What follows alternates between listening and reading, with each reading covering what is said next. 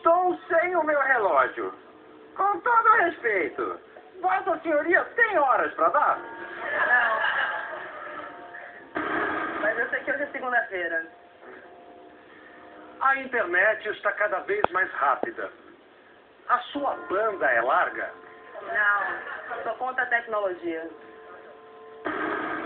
Pelada! A senhorita já levou uma de 4? Não, o Corinthians perdeu pra todo mundo esse ano, mas de 4 não. O jornalismo esportivo não é fácil. Tem que ser durão para entrar no seu meio? Não, no meu meio entra só uma pessoa. Vossa Senhoria é uma jornalista diferenciada, pois, no fundo, faz ótimo uso da língua. Tem gente que diz que sim, tem alguém que diz que sim.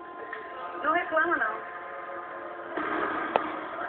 Algumas pessoas só dormem com 2 travesseiros. Você já dormiu com 2 ao mesmo tempo? Não, só durmo com 1.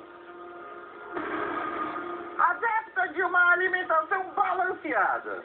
Quando vai à feira, a senhorita comumente leva nabo? Não, eu como bastante legumes, mas nabo não.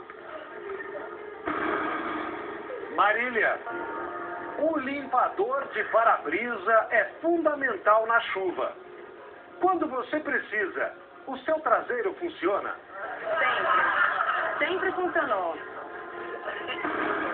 E finalmente, na festa de fim de ano da firma, seu amigo Pardal é barrado injustamente.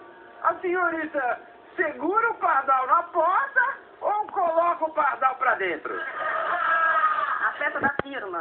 A firma. Ultimamente eu deixo o Pardal pra fora. Uma salva de